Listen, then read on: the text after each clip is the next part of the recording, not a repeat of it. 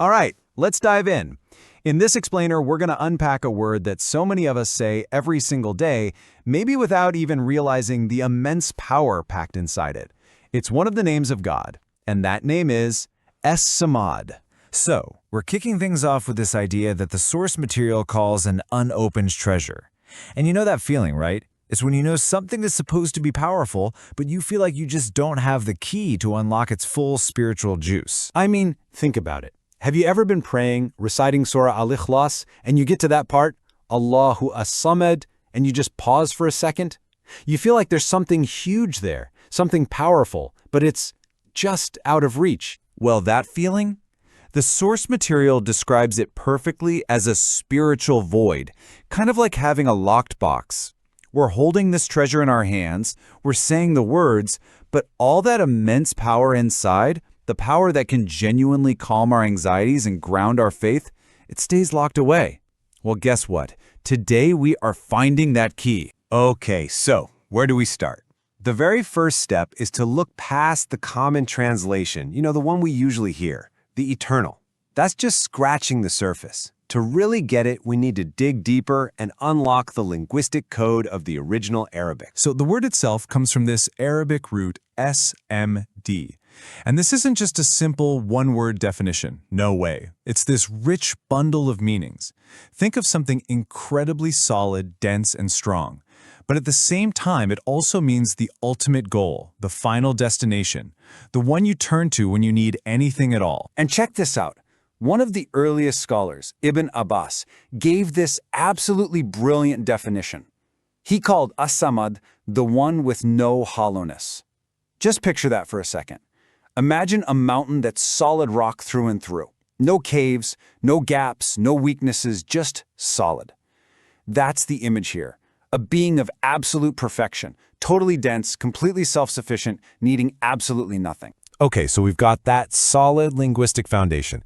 Now let's layer on top of that what some of the greatest classical scholars revealed.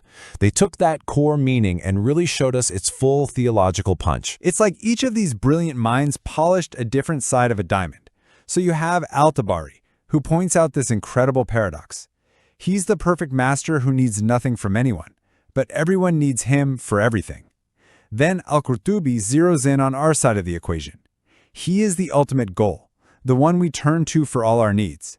And Ibn Kathir kind of brings it all home, defining As-Samad as the one who's absolutely perfect in everything he is and everything he does. So what this does is it really shows us the two sides of the same coin, right?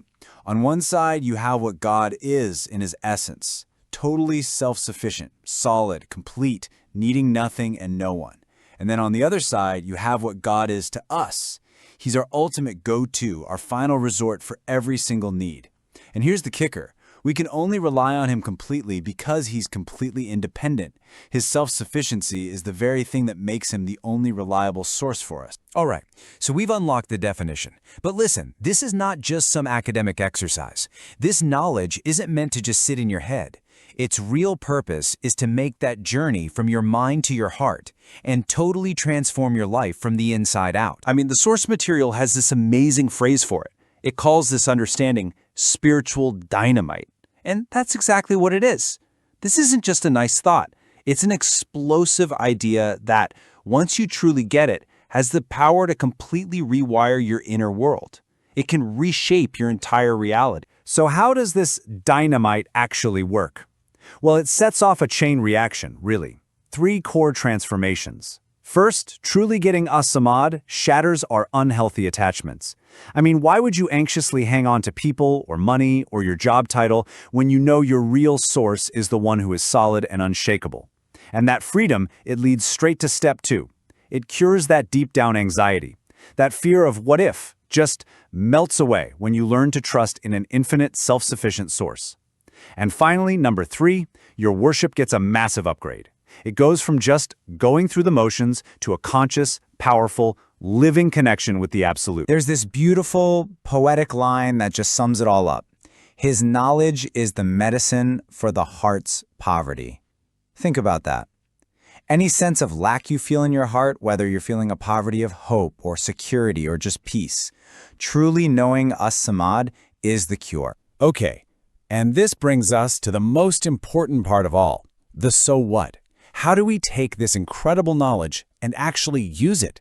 How do we forge it into a real spiritual anchor that holds us steady in our day-to-day lives? Let's get practical. Here are 3 simple, powerful techniques you can start using today. First, when you're praying. The next time you say Allah As-Samad, just stop. Don't rush it. Take a beat and really feel your own neediness, your own hollowness in the face of His absolute solid completeness. Second, when you're worried about something, say it out loud. The one I turn to is As-Samad. Just declare it. You will literally feel your focus shift from the problem to the source of the solution. And third, try journaling about it. Write down all the things you depend on, and then contrast them with God's perfect, total independence. It is such a powerful exercise. And you know what? When you start doing this, something incredible starts to happen. Your prayers completely change. They stop being these, desperate pleas thrown out into the void. Instead, they become confident appeals to the one and only true source of solutions, the one who is perfect, complete, and needs absolutely nothing from you to answer. So, at the end of the day, understanding As-Samad isn't just about knowing a fancy Arabic word. It is about forging an unbreakable anchor for when life's storms hit. It becomes your direct line, your personal channel to an infinite source of strength, peace, and real security. But please, don't let this just be an interesting bit of information that you forget tomorrow. We're going to leave you with this one question. What is the one step, just one, that you will take today to turn this knowledge into a living, breathing reality in your own life? The key to that treasure box? It's in your hand now.